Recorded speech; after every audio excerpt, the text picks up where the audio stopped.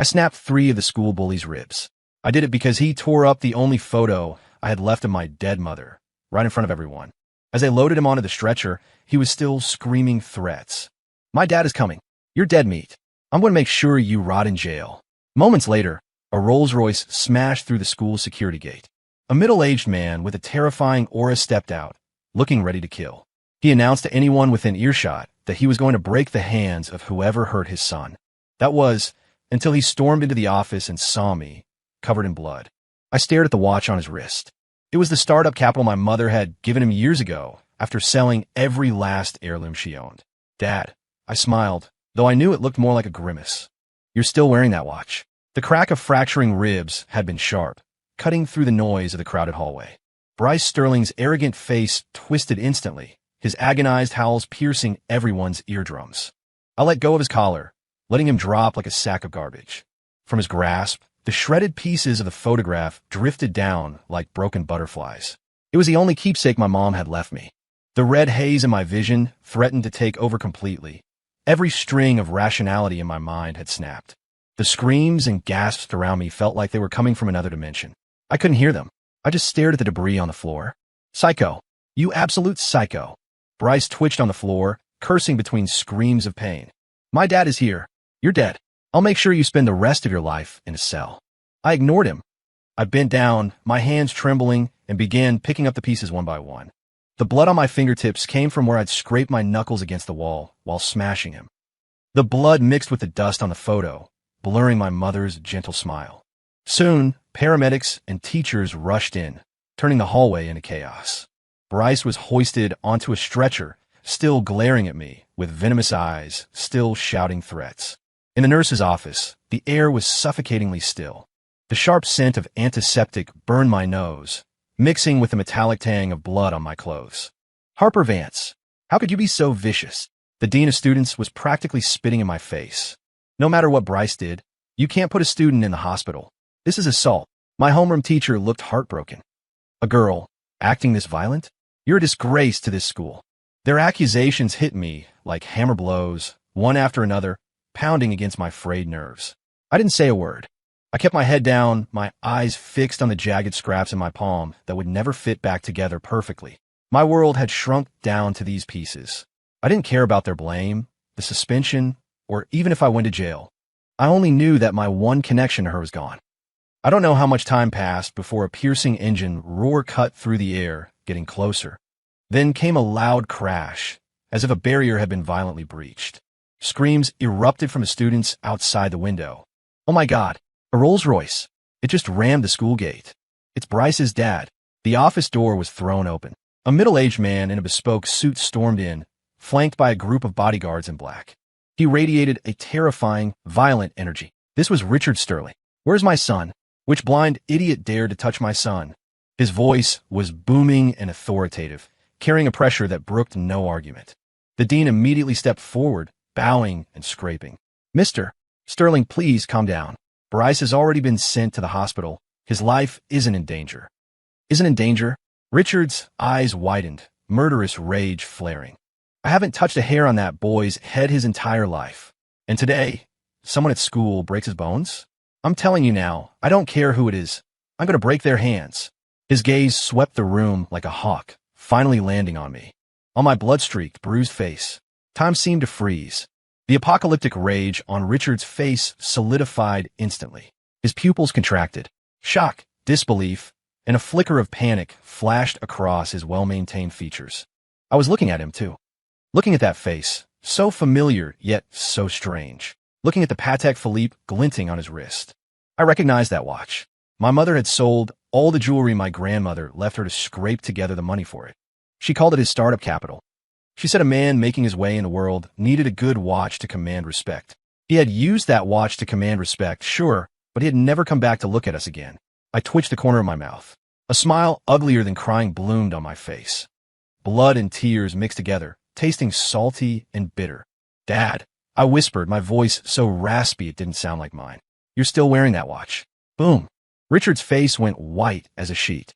His body went rigid like a statue. The bodyguards behind him exchanged confused glances. The teachers in the office, including the dean who had just been condemning me, dropped their jaws, their eyes nearly popping out of their heads. The whole world fell into a deathly silence. The silence was broken by Richard's heavy breathing. The color drained from his face, then rushed back in a flush of embarrassed purple. He lunged forward, trying to grab my arm, wanting to drag me into a corner. "You come with me." His voice was hushed, laced with panic and a warning he couldn't hide. I violently shook off his hand. The revulsion I felt made me want to vomit. His palm was warm, but to me, it felt like the cold touch of a venomous snake. "Don't touch me." My voice wasn't loud, but it was bone-chillingly cold. Richard's hand froze in midair, his expression twisting. He looked around, seeing the shocked, gossiping faces of the teachers. He realized how bad this looked. "Harper, listen to me." He lowered his voice again, a tone of pleading creeping in that even he didn't notice. "Let's go outside and talk. This isn't the place. Don't worry about money. I'll give you money, a huge amount, enough to keep you comfortable for the rest of your life." Money? It was always money. What else could this man talk about? A web of sorrow and rage wrapped tight around my heart. I laughed. Right there in front of the faculty, I laughed out loud. It was a shrill, mocking sound that echoed in the small office. "Richard Sterling." I looked him dead in the eye, enunciating every word. "In all these years, did you give my mom a single cent? When I was kicked around like a soccer ball between relatives, where were you? Now that I beat up your son, you suddenly remember to buy me off." My voice rose to a shout. "Do you think your own flesh and blood is worth that little?" Richard was struck dumb, his face flashing between green and white, a vein throbbing in his temple. Just then, the phone in his pocket rang, shattering the moment. He grabbed it like a lifeline. Seeing the caller ID, a sycophantic smile instantly plastered onto his face, a look of groveling submission I had never seen on him before. "Hello, Nessie? Baby, don't worry. I have a small emergency at the company. I'm handling it right now.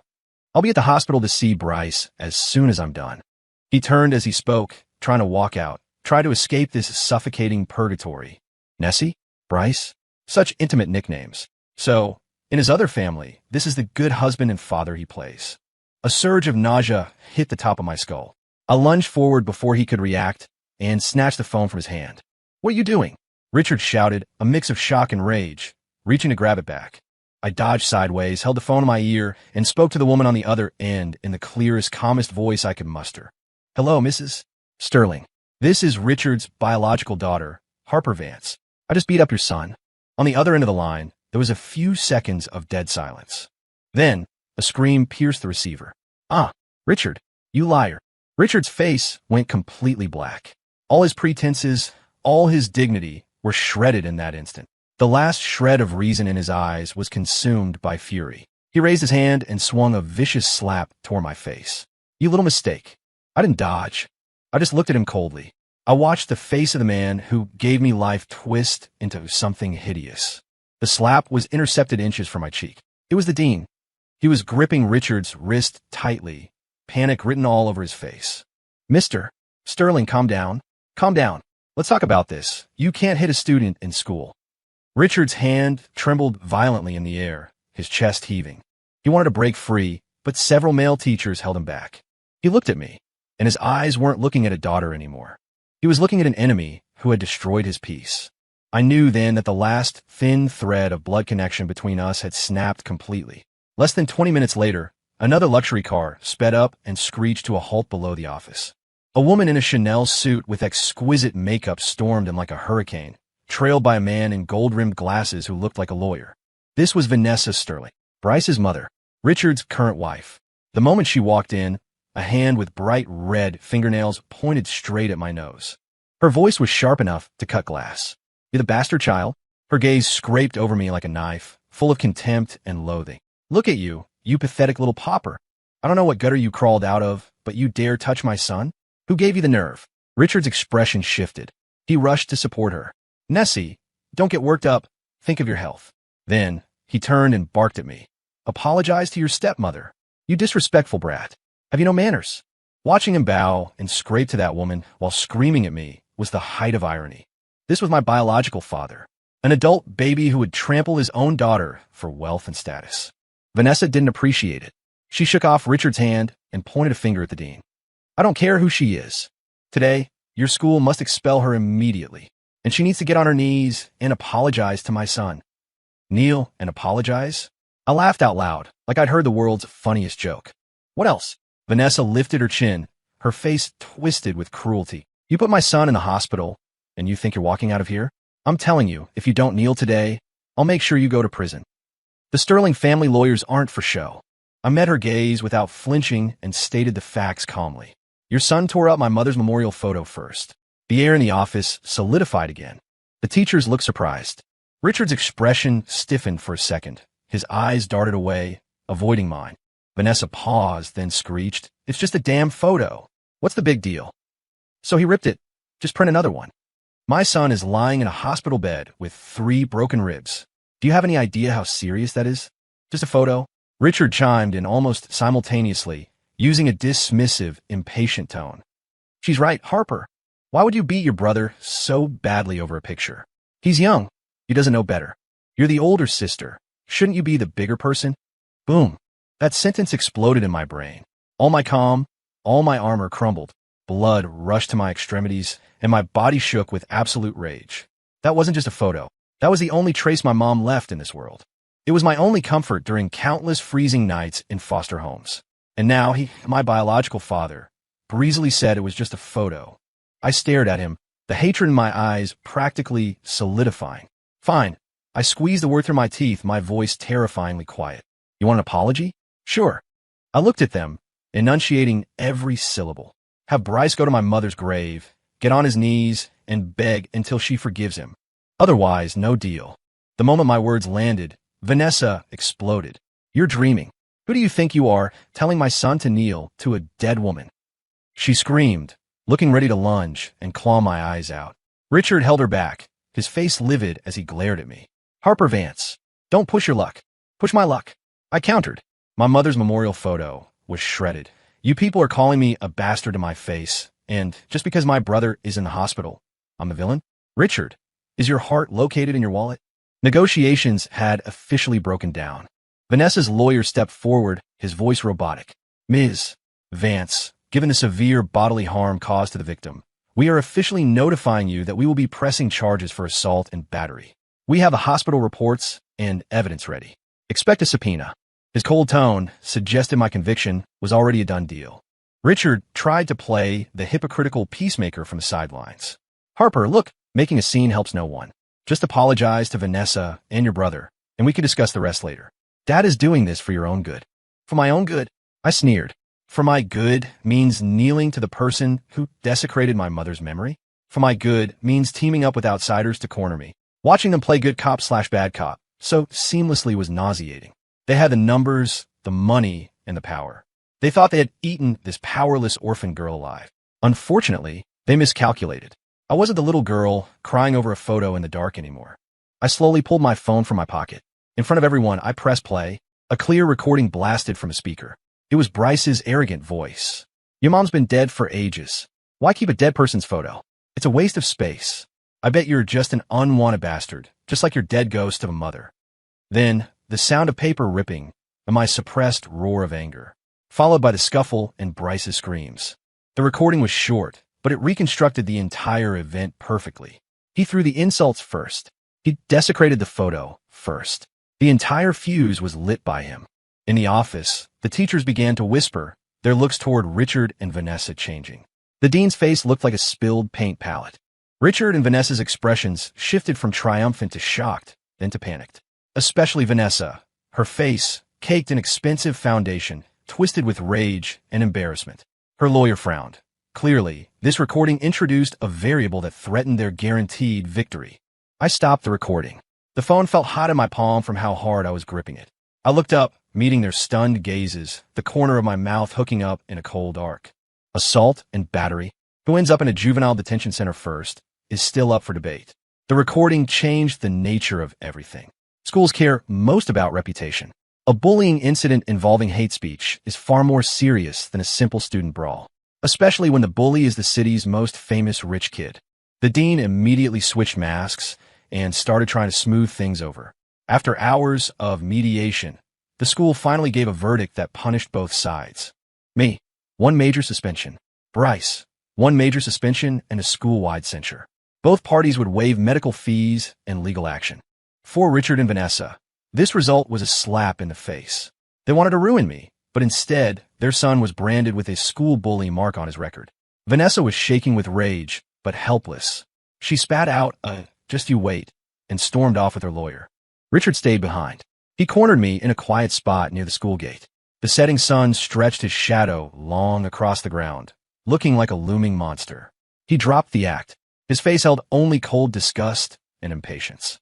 He pulled a black bank card from his wallet and threw it at me. There's $50,000 on this. His tone was like he was dismissing a beggar. The pin is your birthday. Take the money, transfer schools immediately, get out of the city, and get as far away as possible. Never appear in front of us again. The card landed lightly on the ground with a crisp clack. 50,000. He thought 50 grand could buy off a decade of pain and neglect? That it could erase the tragedy of my mother dying in resentment. An indescribable humiliation and rage rolled in my chest like magma. I bent down and picked up the card. Then, under his stunned gaze, I used every ounce of my strength to throw the card right back into his hypocritical face. Richard Sterling, listen to me. My voice wasn't loud, but every word was ice. The game has just begun. I stared at his face, which was starting to warp with anger, and declared, word by word, I'm not leaving, and I'm transferring into Bryce's class. I didn't look at him again. I turned and walked away. Behind me, I heard his heavy, gasping breaths, choking on rage he couldn't unleash. I knew he received my declaration of war. From today on, I wasn't the Harper Vance who could be slaughtered. I was here to collect a debt. For me, and for my dead mom. I kept my word. The next day, I handed my transfer application to the dean's office. Maybe Richard exerted pressure hoping to contain me, or maybe the school just wanted to keep the trouble in one place, but my application was approved unusually fast. When I walked into the honors class, clutching my books, the room went dead silent. Dozens of eyes shot toward me. Curious, disdainful, mocking. I was the school's famous psycho, the girl who put Bryce Sterling in a hospital. Bryce clearly hadn't expected me to dare enter his territory. He was sitting by the window, face still bruised. His shock quickly morphed into deep malice. The lackeys around him immediately started jeering. Yo, isn't that the maniac? She dares to come to our class. Thick skin, huh? Beats someone up and acts like nothing happened. My new seat was in the last row, a forgotten corner near the trash. As soon as I sat down, the trouble started. During class, paper balls hit my back. Between periods, my desk was flooded with ink. By the end of the day, my books vanished from my locker, only to be found in the garbage can at the end of the hall, covered in filth. I didn't cry. I didn't tell the teacher. I knew it was useless. In this little kingdom centered around Bryce, the teachers turn a blind eye. I just silently picked my books out of the trash one by one and wiped them down with tissues. Around me, Bryce's goons roared with laughter. Bryce leaned against the wall, arms crossed, watching the show with a cruel, smug grin. I wiped the last book clean and placed it neatly on the desk. Then I stood up. Under the stunned gaze of the entire class, I walked step by step until I was standing right in front of Bryce. His smile froze. He instinctively straightened up, eyes flashing with wariness. What are you doing? He asked, his voice trembling slightly despite the bravado. I didn't say anything. I just lifted my leg and, with everything I had, kicked his desk over. Crash! A deafening noise. The desk, piled high with books, stationery, and snacks, flipped violently, scattering debris everywhere. The classroom went deathly silent. Everyone was frozen by the sudden explosion of violence. I looked down at him, my eyes devoid of any warmth. You touch my stuff one more time. My voice was calm and clear, carrying an undeniable brutality. And next time, it won't be the ribs. It'll be your legs. Bryce's face turned purple, a mix of shock and fury. His lips quivered, wanting to say something tough, but under my dead-eyed stare, the words died in his throat. He was scared. That kick hadn't just flipped his desk. It had shattered the fake authority he had built in this class. I coldly scanned the slack-jawed lackeys around him, then turned and walked back to my seat. From start to finish, not a single person dared to step in. Violence doesn't solve every problem, but it effectively shuts some people up. The day after I kicked over the desk, my life in class improved significantly. No one dared to pour water on my desk or throw my books anymore. But the atmosphere of isolation grew heavier. I was like a ghost walking through the room. No one spoke to me. Everyone walked around me. Bryce obviously wasn't going to let it go. He went home and poured poison in his mother's ear. The next afternoon, Vanessa stormed the school. This time she got smart. She didn't act like a shrew immediately. Instead, she rushed to our classroom door, and in front of the whole class and the crowd in the hallway, she burst into tears. Where's the justice? My son is bullied in school, abused, and now his desk is being overturned. Is no law anymore. She cried like a tragic heroine, listing my atrocities between sobs, painting herself as a helpless mother trying to protect her child. This Harper Vance, she thinks because she has a little background she can do whatever she wants.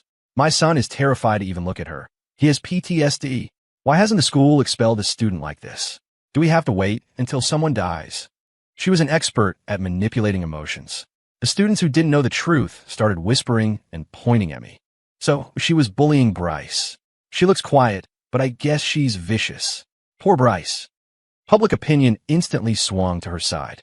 Bryce hid behind Vanessa, looking at me with a mix of grievance and venom, a smug smirk tucked in the corner of his mouth. I stood in the classroom, not moving, not defending myself. I just watched her quietly. I watched her twist black into white, putting on her performance. Like watching a circus clown.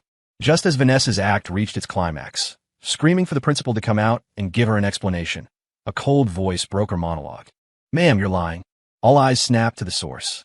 It was Julian Ashcroft, the class genius, the aloof boy who sat in the front row and ignored everything. He stood up, holding a phone high. He walked up to Vanessa and, in front of everyone, tapped the screen. The video was shaky, but the content was crystal clear. It was from yesterday. It showed Bryce's goons throwing my books into the trash, gathering around to mock me. The end of the video was a close-up of me silently picking up my books and Bryce's gloating face. I accidentally filmed this yesterday. Julian's voice wasn't loud, but it carried clearly. I think the video makes it pretty clear who is bullying whom. The hallway erupted. The narrative flipped instantly. The students who had been pointing at me now looked at Vanessa and Bryce with complicated expressions. Vanessa's crying cut off abruptly. She stared at the video of her son's masterpiece, her face cycling through colors, green, white, red. She tried to snatch the phone to delete it, but Julian dodged her effortlessly. Under the public gaze, she looked like a pop balloon. All her arrogance and fake victimhood vanished, leaving only embarrassment and disgrace. In the end, she glared at me with pure hatred, grabbed a pale-faced Bryce, and fled the scene. I looked at Julian. He pocketed his phone and looked back at me. Sunlight streamed through the window, rimming his sharp profile in gold. He gave me a slight nod, said nothing, and sat back down, acting as if the guy who just stood up for justice wasn't him at all. This was the first time since school started that anyone had spoken up for me. I sent a silent thank you to his back. That sudden beam of light made the cold isolation feel a little warmer. Vanessa had been humiliated at school, so Richard couldn't sit still. He personally intervened, citing family unity, to force us into a dinner at a high-end restaurant, a so-called family meal. Inside the private room, the crystal chandelier was blinding. The tableware looked like art. Richard sat at the head, Vanessa and Bryce on one side, and me alone on the other. A massive round table separated us like an uncrossable canyon. Harper. Richard cleared his throat, putting on his patriarch act. We're family. We shouldn't hold grudges. What happened before was Bryce's fault, and I've disciplined him. He paused, then pivoted. But you need to reflect on yourself too. A girl shouldn't be so aggressive.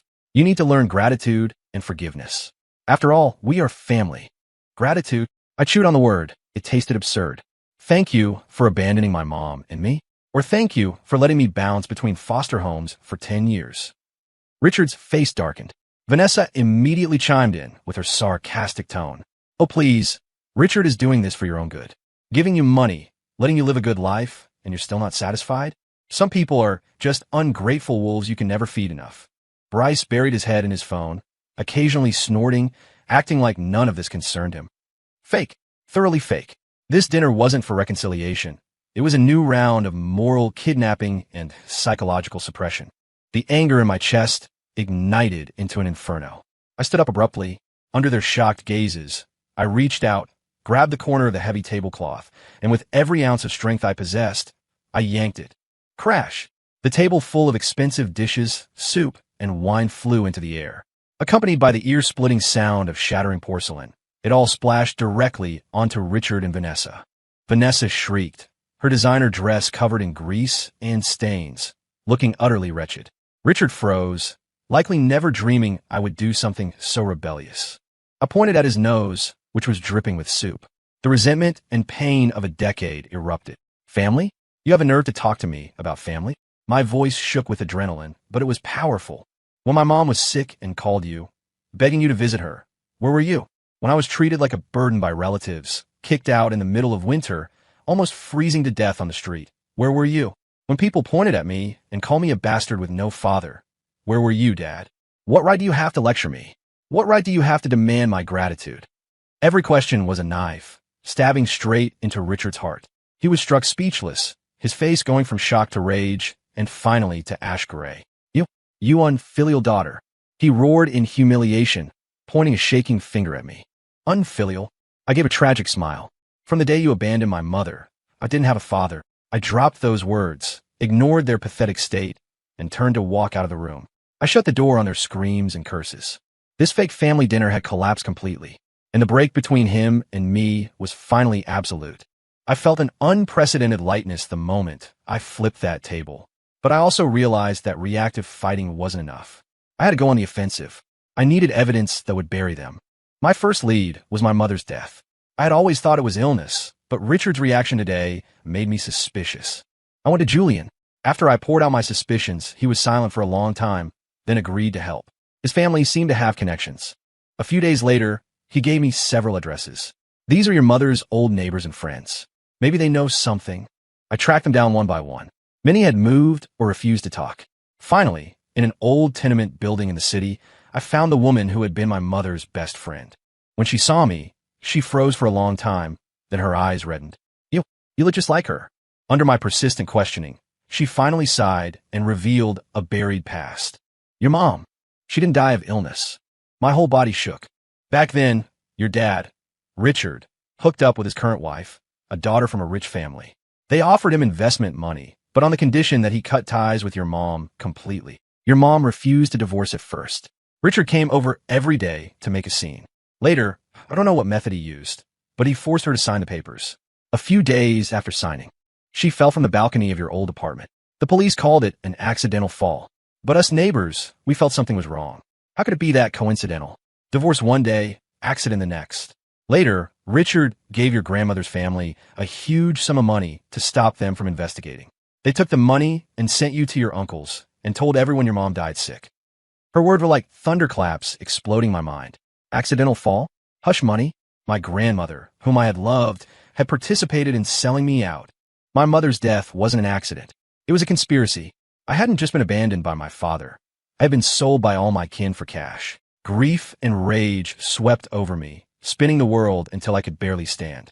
I held onto the wall, shaking uncontrollably, not from sadness, but from a fire of revenge burning from my marrow, threatening to incinerate everything.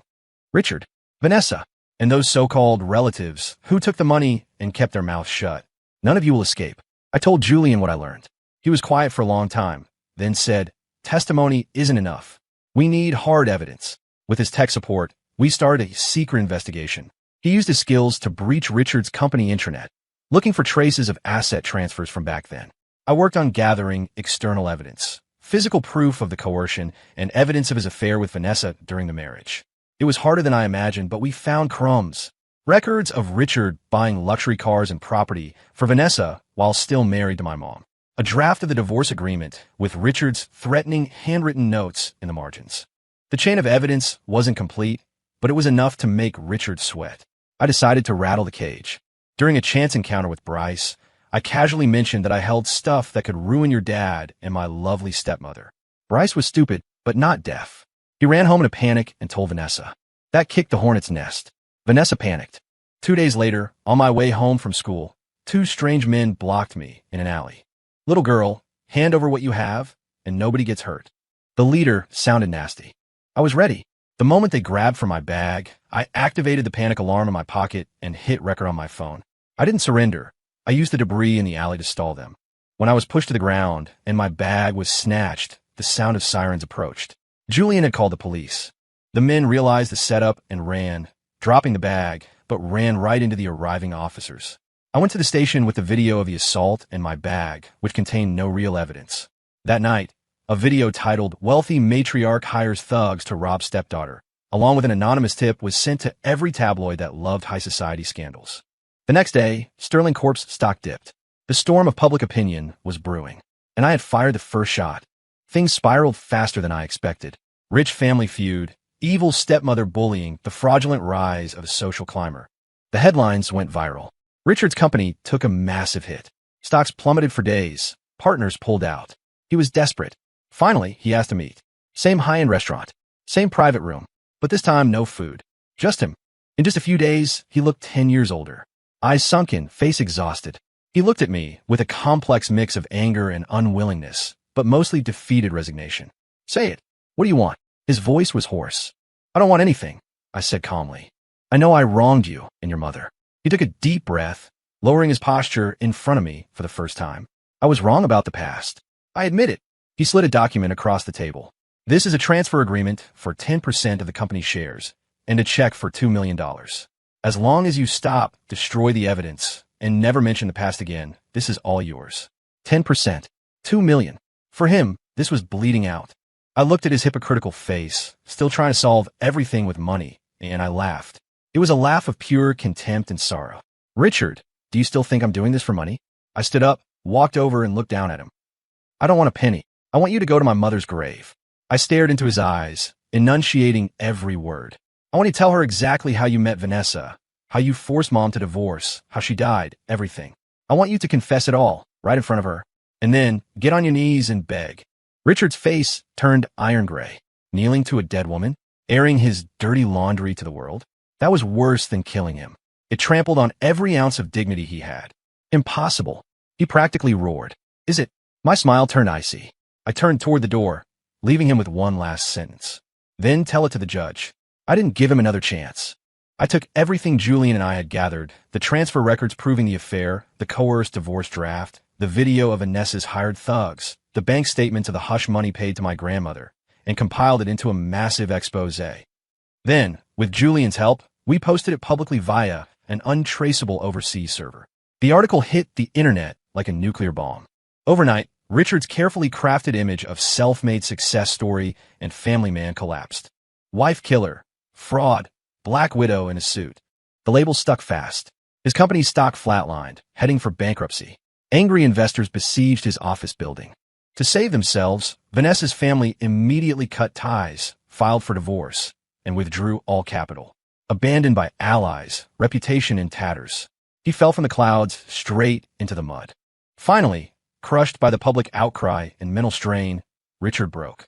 On a rainy morning, he went alone to my mother's grave. No media, no audience. He took off his expensive suit, wore plain black clothes, and dropped to his knees. The rain soaked his hair and clothes, but he didn't move. He looked like a statue of penance. He knelt from dawn until late into the night. I didn't go closer. I stood in the distance, watching through the curtain of rain. I watched the man finally pay the price for his sins. Bryce became the school's biggest joke. His arrogance evaporated. He transferred schools shortly after and vanished. Vanessa divorced, taking what little assets remained. But because of her reputation as an accomplice to attempted robbery and bullying, she was shunned from her high society circles. The relatives who took the hush money were exposed and suffered the contempt of their neighbors. Everyone who had hurt us got what they deserved. Watching that kneeling figure in the distance, I didn't feel the thrill of revenge, just the calm of dust settling. I turned and walked out of the cemetery. The rain stopped, and a rainbow cut across the sky. I knew I had put a period at the end of the sentence for my mother and for the old me. From now on, I would take her love and walk in my own brand new life. Story complete.